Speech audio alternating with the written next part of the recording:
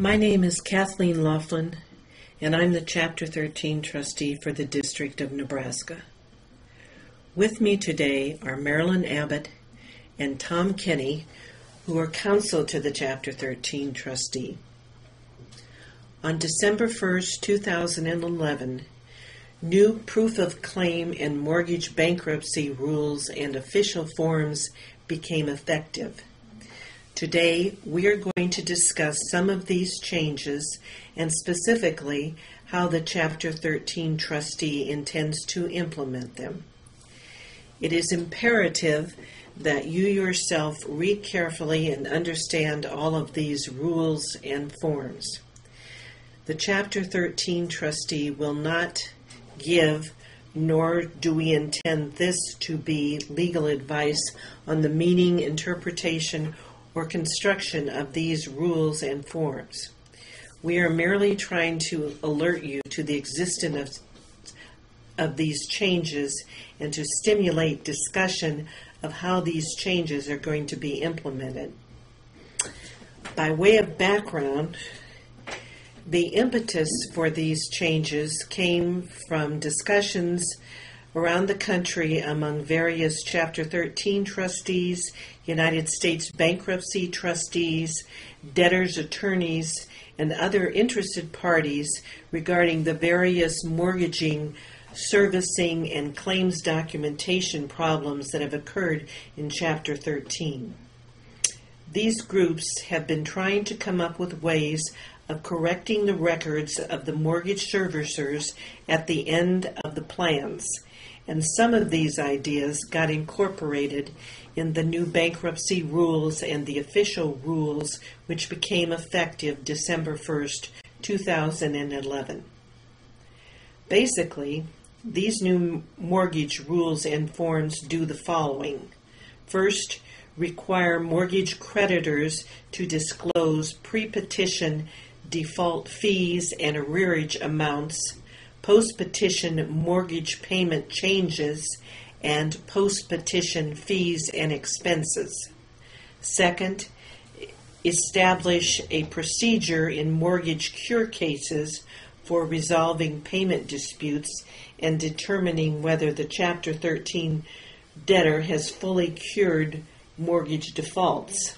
And third, authorized United States bankruptcy courts to impose sanctions for non-compliance. It is also important to note up front that local bankruptcy culture tends to determine how those mortgage payments will really be handled. Hence, jurisdictions will differ in this regard.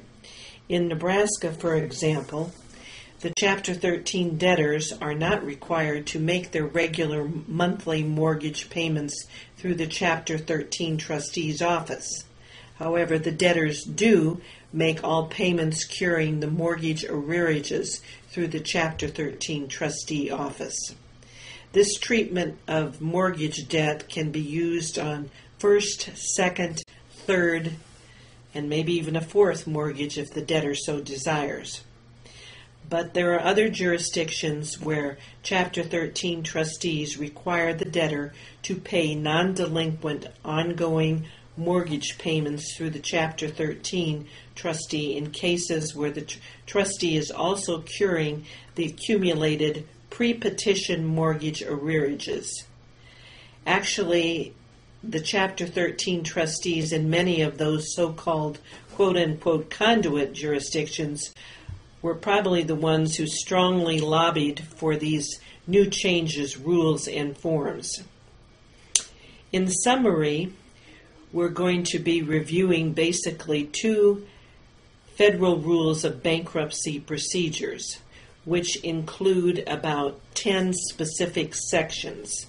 Namely, we're looking at Federal Rule of Bankruptcy Procedure 3001, which includes sections 3001 C2A, B, and C. And we're also reviewing Federal Rule of Bankruptcy Procedure 3002, which includes sections 3002.1b, c, d, e, f, g, h, and I. We will also be looking at 4 official bankruptcy forms: the proof of claim form, which is official form 10, the mortgage proof of claim attachment, which is official form attachment A, the notice of mortgage payment change, which is official form supplement 1, and the notice of post-petition mortgage fees, expenses, and charges, which is official form 10 supplement 2. And finally, we will be reviewing 3 sample Chapter 13 trustee pleadings, which we're going to be involved filing. These are the trustee's notice of final cure payment, the trustee's notice to claimant and debtor concerning the recent supplement to claim, and also the trustee's notice of deficient claim. For simplicity's sake, we will start with Marilyn Abbott, counsel to the Chapter 13 trustee, reviewing both the new Mortgage Federal Rules of Bankruptcy procedure and the new official bankruptcy forms promulgated by the Administrative Office of Courts. Thereafter, Tom Kinney, counsel to the Chapter 13 trustee, will discuss some of the Chapter 13 trustee pleadings and notices that are going to be filed. I will then give you a brief summary of what some of my positions are at the end of their presentations.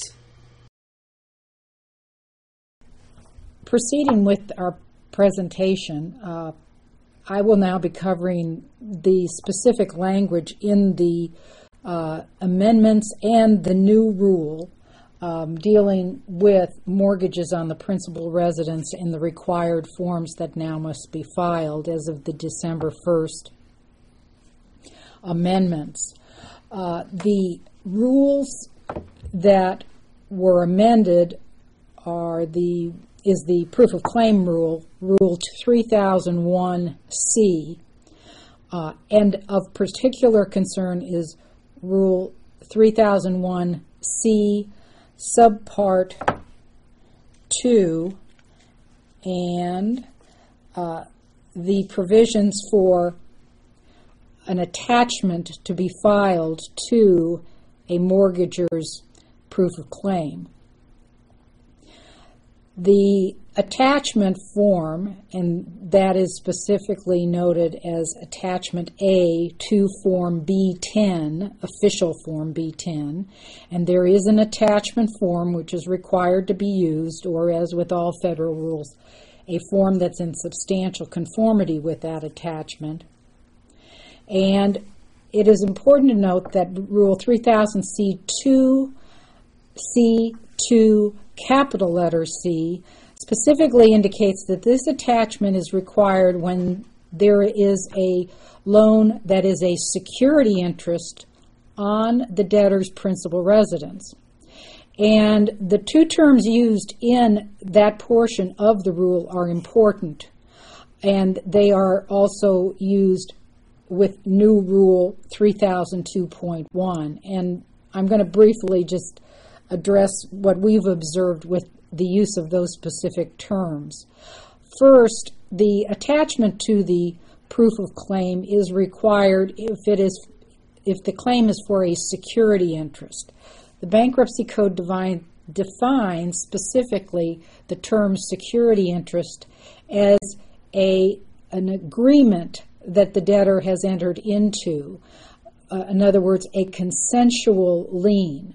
So therefore, this attachment would arguably not be necessary if you're talking about a judgment lien on the debtor's residence, or perhaps not a construction lien that's obtained under state law, or any other non-consensual type of lien, such as a tax lien, that would attach to the debtor's residence, because that would not come within the definition of the term security interest.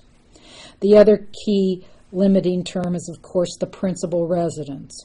So the attachments to the proof of claim, the new attachment A, apparently is not necessary for rental property or any other real estate that the debtor may own for which the lender may hold some type of security interest or lien on.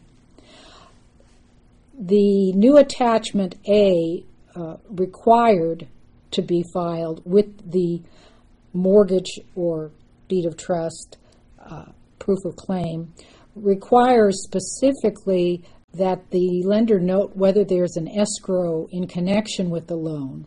And if the lender checks the escrow box, the rule then requires that there must be an escrow statement attached.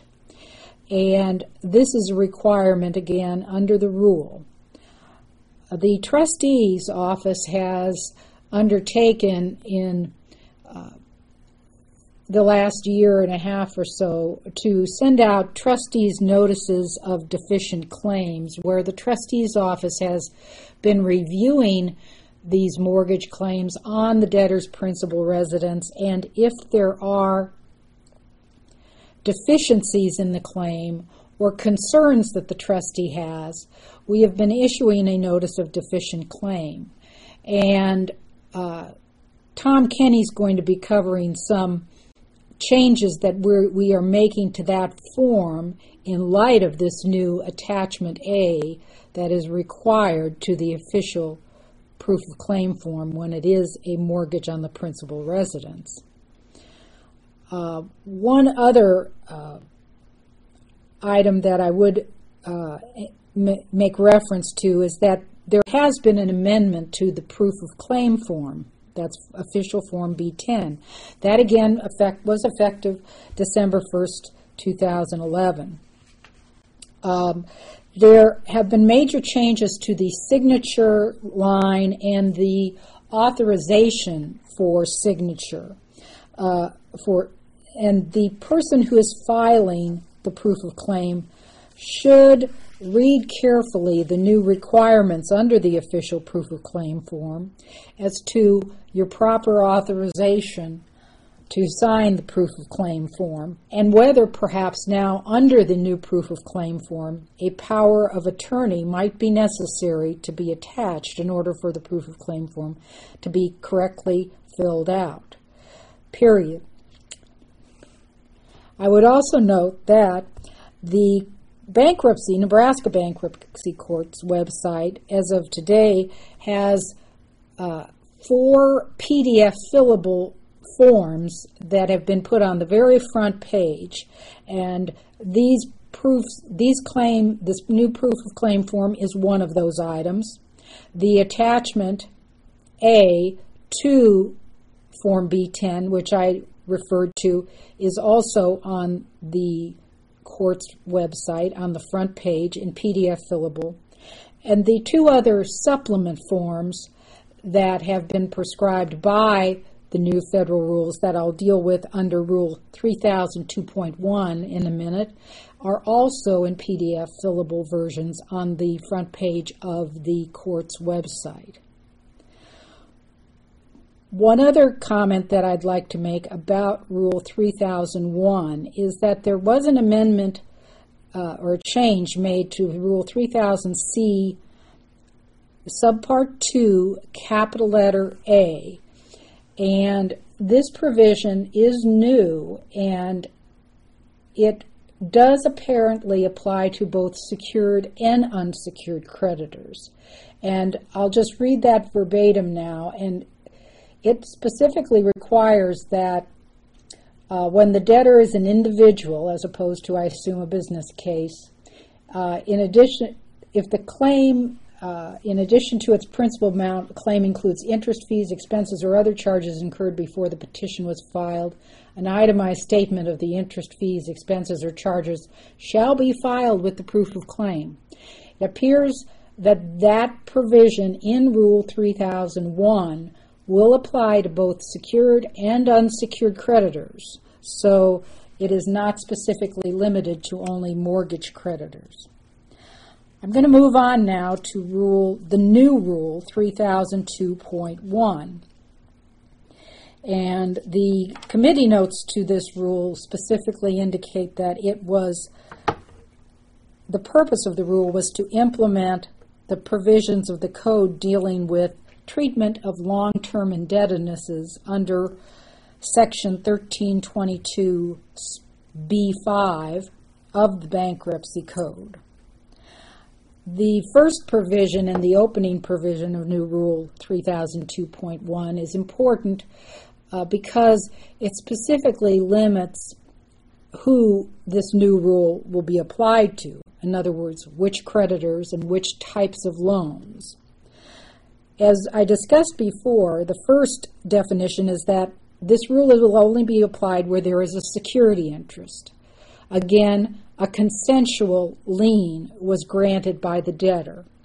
Second, it will only apply with regard to principal residences, so not rental properties or other similar real estate.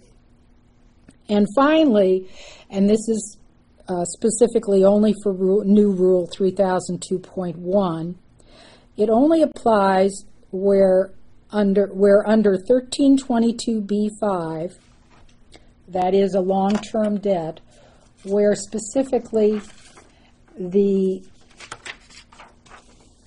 loan has been treated in the plan as a long-term debt. And referring again to 1322B5, that is the provision of the Bankruptcy Code that specifies that the debtor may cure the default on a long-term loan and maintain payments during the term of the plan on a debt that will survive the bankruptcy, or the payments will continue beyond the term of the bankruptcy. So those three requirements must be met in order to come within Rule 3002.1. So other types of loans will not be governed by this rule.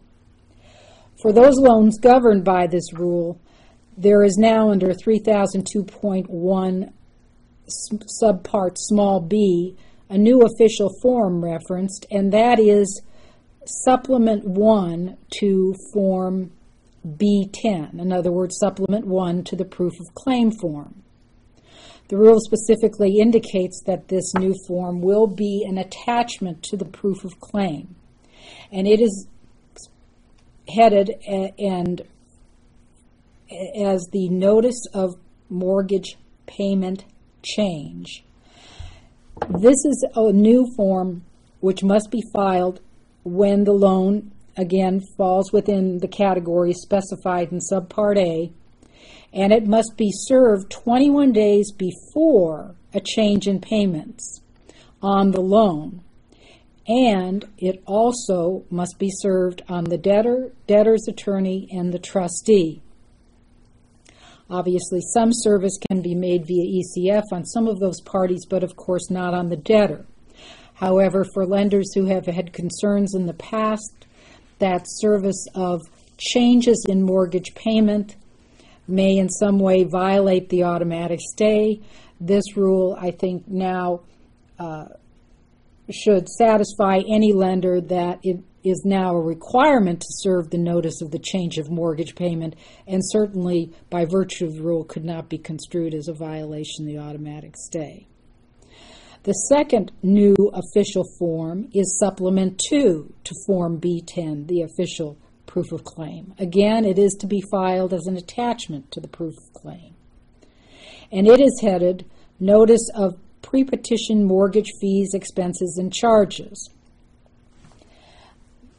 This form is more detailed and specifically requires the lender to list such items as late charges, attorney fees, appraisal or brokerage price opinion fees, property inspections, non-escrow tax advances, and then it has a number of empty boxes for other types of expenses that the lender may have may have incurred. And this notice of post-petition mortgage fees and expenses must be filed within 180 days of when the lender incurs the fees and expenses. These items must be recoverable under, of course, the note or mortgage involved. And again, the lender has only 180 days to file that. The trustee's office is adopting a new form that we will send out to the parties in interest upon receipt of one of these post-petition mortgage fees and expenses statements. And Tom Kenny will deal with that in a moment. The next subdivision of the rule specifically provides that the debtor has 1 year to object. This is to these post-petition fees. This is contained in Rule 3002.1, subsection E. The debtor has 1 year to object to any of the expenses in this notice of post-petition mortgage fees and expenses and request a hearing before the court as to these additional charges. The next subdivision under the new Rule 3002.1, subpart F, deals with the notice of final cure payment. This is a new form. It is not an official form, but it will be one that the trustee has prepared and will be filing. And the new subdivision F of the rule prescribes specifically what this form will contain. And the notice the trustee's office will be issuing under the rule is to be issued within 30 days after completion of plan payments. So this will be sent out at the end of the case, not simply when mortgage arrearages are cured, but at the end of the case. The notice will contain the amount the trustee paid to cure the pre-petition default on the proof of claim, and as required, it'll notify the lender that they are required to serve a response statement within 21 days to this notice of final cure. And this notice of final cure payment will be served on the debtor, the debtor's attorney, and the lender. If the trustee does not issue this notice within the 30 days, the rule allows the debtor to issue the notice.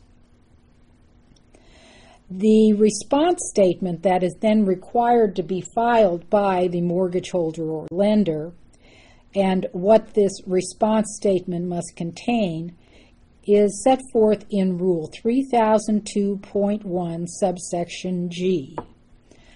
And again, this response statement is to be filed as an attachment to the original proof of claim.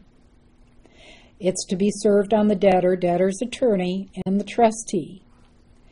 And the lender in this statement must provide the following information. First, whether it agrees that the debtor has paid in full the amounts necessary to cure the default on the claim.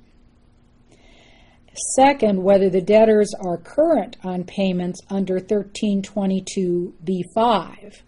In other words, whether the debtors have maintained all their post-petition mortgage or house payments so as to be current at the end of the case. And finally, the statement must itemize the cure or post-petition amounts that the lender contends are not paid. So this would include not only any post-petition mortgage payments that the lender believes are delinquent at the end of the case, but also an itemization of all the charges, expenses, or fees that the lender believes have been incurred post-petition up to the date of their response statement. Now, after the filing by the lender of this response statement, Rule 3002.1, subsection H, specifically provides that the debtor has 21 days after service of the response statement to file a motion with the court to have the court determine whether the debtor has cured the default on the proof of claim and paid all required post-petition amounts. It appears from what we've seen from the clerk's office so far that this motion that would be filed under Rule 3002.1H would carry with it, and should carry with it, a Rule 9013-1 resistance notice. That would be a resistance notice as required under our local rules 9013-1. When that type of resistance notice is required, the opposing party, in this case the lender, would have a time period in which to respond to the motion. And then at that point, we assume the motion would be set for hearing before the court with the response of the lender. Finally, let me deal with the sanctions that have been attached to various sections of the new rule. Going back to both the new required attachment A to the proof of claim that is required under Rule 3001 subpart C,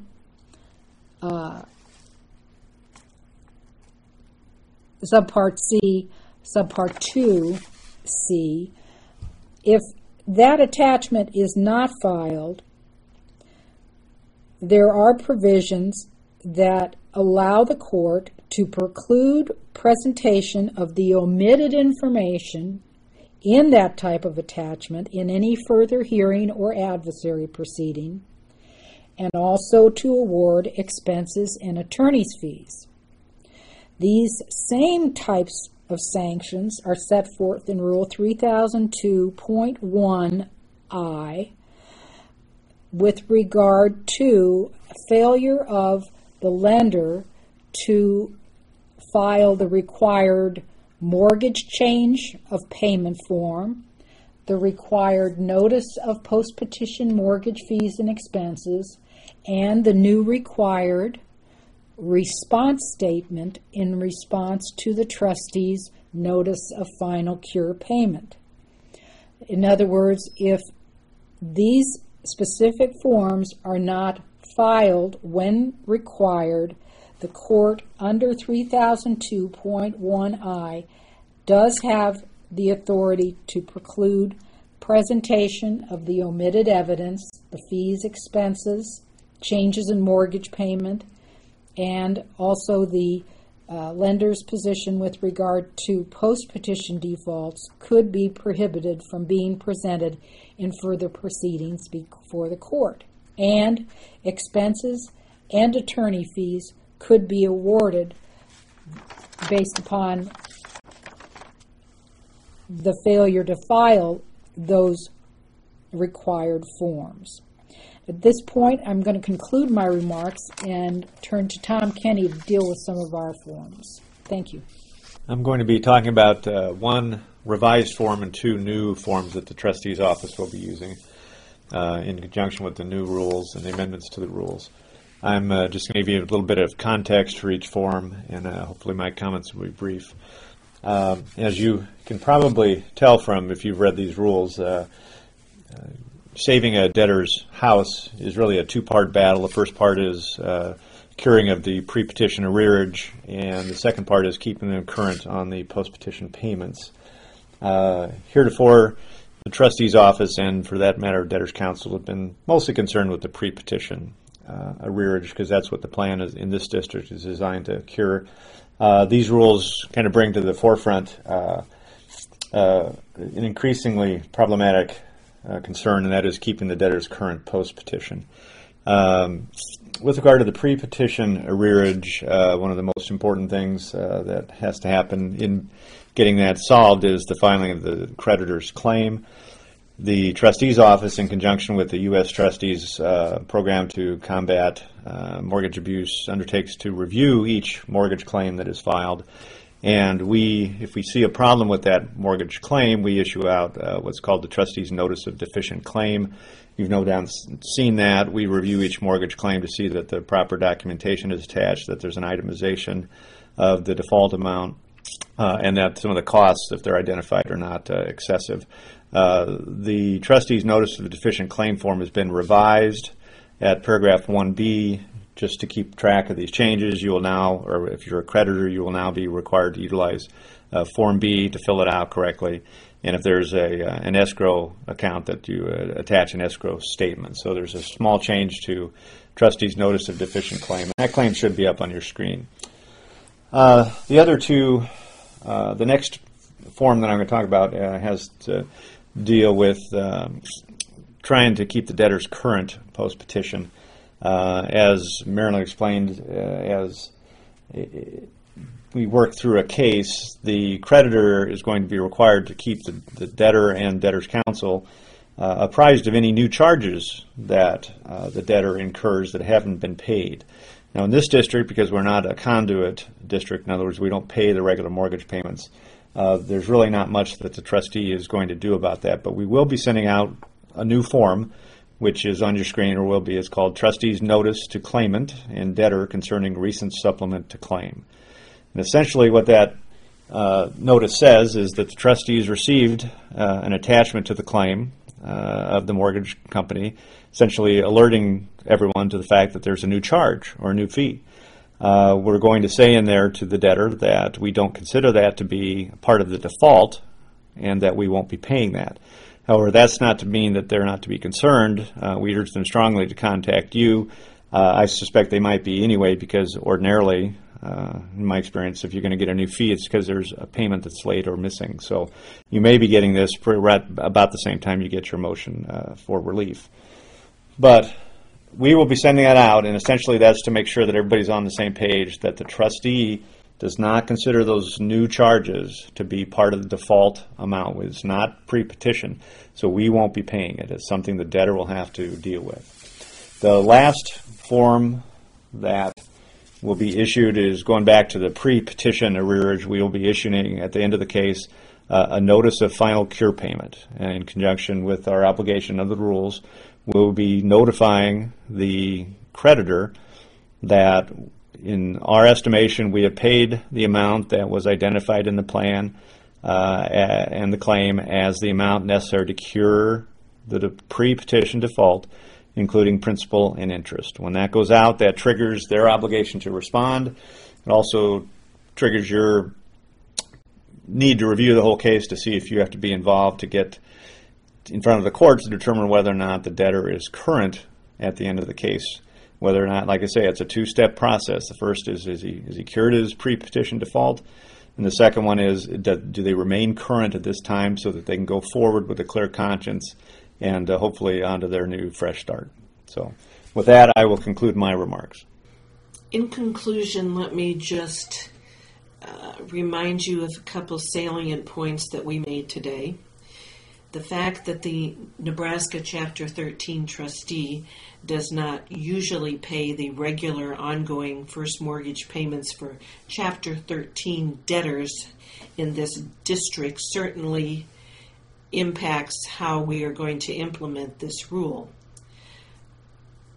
Pursuant to Federal Rule of Bankruptcy Procedure 3002.1F, we are required to file a notice of final cure payment form that delineates the amount to be paid to cure the default on the mortgage claim where the Chapter 13 trustee was obligated to pay the mortgage arrears pursuant to the Chapter 13 plan. The Chapter 13 trustee, however, is not going to be filing this notice of final cure payment form in each and every case. We're only going to be filing those forms in cases where we are paying the mortgage arrears through the plan. If a notice of payment change gets filed, the Chapter 13 trustee is going to take no action, as the Chapter 13 trustee doesn't pay the post-petition mortgage payments, so therefore there's no action to be taken. If a supplemental claim gets filed by a mortgage servicer for fees, costs, or expenses, the Chapter 13 will not pay these charges, as the supplemental claim is a post-petition debt, and it is the debtor's responsibility to pay these charges if they deem it appropriate. The trustee's office would not pay the claim anyway unless there is an order allowing the claim pursuant to in regard to CAR and a subsequent amended plan. Thank you for your attention and your interest.